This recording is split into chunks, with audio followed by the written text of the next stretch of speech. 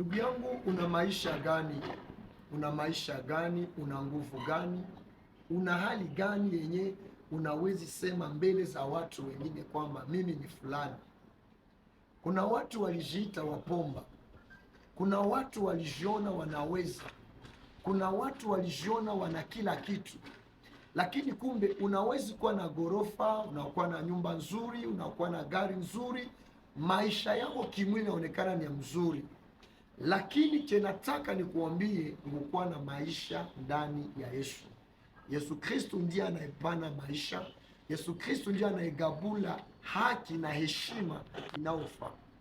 Kuna baadhi ya watu wengi walikuwa na pesa, wakagusa hata dhahabu, lakini mwisho yao iliishi tu vile vile.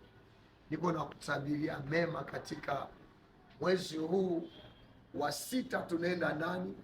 Mungu abariki mwezi wa sita, wa saba, wa munane, wa kenda mpaka mwezi wa 12. Mungu abadilishe historia ya maisha yako.